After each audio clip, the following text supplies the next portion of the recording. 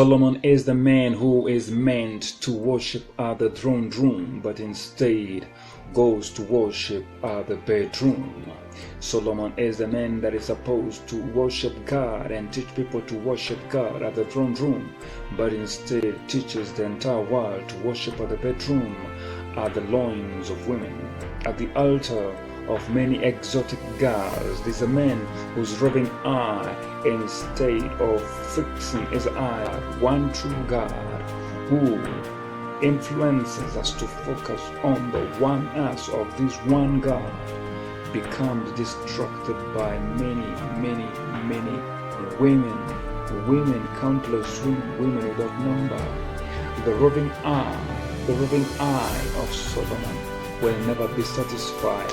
The man who looks at one girl, two girls, three girls without ever getting satisfied has no end to the stream of many who will come into his life, but they will never give him any satisfaction whatsoever, because the soul of man is wider than creation. So there's nothing in creation, not a million gods will ever satisfy the heart of man, because he was made for eternal God. The heart of man that was fashioned to worship the eternal one God will never be satisfied by a billion women. A billion naked women will never satisfy the heart of a solitary man that is meant to worship the one true God.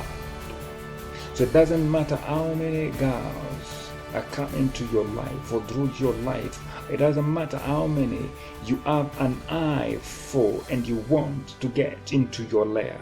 Immediately you get them into your lair, you discover that the cravings of man are wider than creation. And for each and every one that you conquer, you want to conquer 10 more. And for each and every 10 that you conquer, you want to conquer 100. And for every 100 women you conquer, you want to conquer 1,000.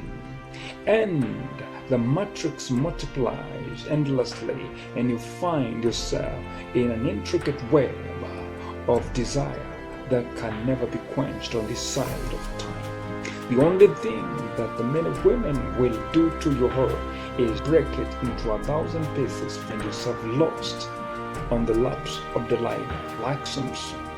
And Solomon found himself lost in the shrines of Asherah, lost in the shrines of demons, lost in the worship of demons.